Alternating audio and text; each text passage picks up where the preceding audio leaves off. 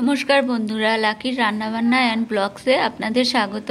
আজকে আমি রান্না করেছি আলু দিয়ে আর শিমের বিচি দিয়ে নিরামিষ তরকারি।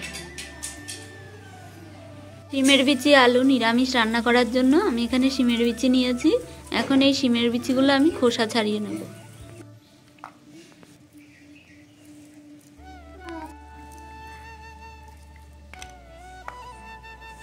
শিমের বিচি আলু রান্না করার জন্য এখানে আলু কেটে নিয়েছি আর নিয়েছি শিমের বিচিগুলো কেটে ধুয়ে পরিষ্কার করে নিয়েছি, আর কাঁচা লঙ্কা নিয়েছি, টমেটো কেটে নিয়েছি, আদা বাটা আর জিরে বাটা।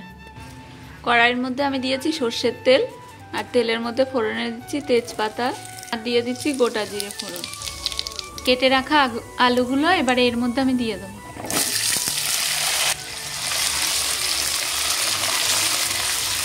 এর মধ্যে দিয়ে দিচ্ছি আমি স্বাদ মতো লবণ।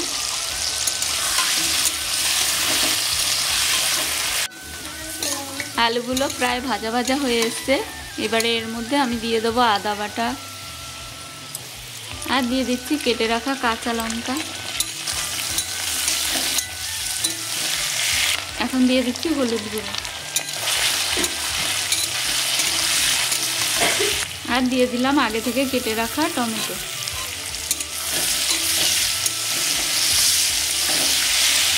দিয়ে দিচ্ছি আগে থেকে পেটে রাখা জিরে।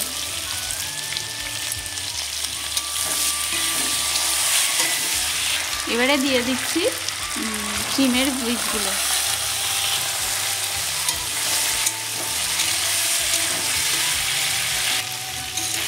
অনেকদিন আমার শরীর খারাপ ছিল, সে কারণে রান্না বান্না করিনি। তো আজকে অনেক দিন পরেই আমি ভিডিও দিচ্ছি। কেমন লাগলো সবাই কমেন্ট করে জানাবেন।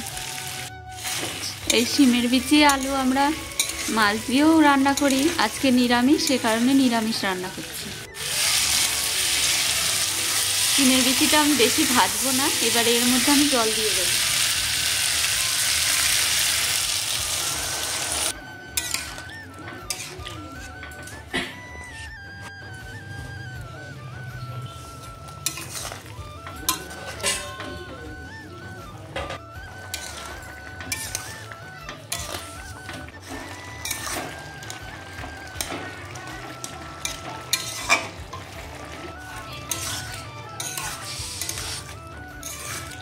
শিমের বিচি আর আলুর তরকারি প্রায় হয়ে এসছে। এবারে এর মধ্যে আমি গরম মশলার গুঁড়ো দিয়ে দেবো।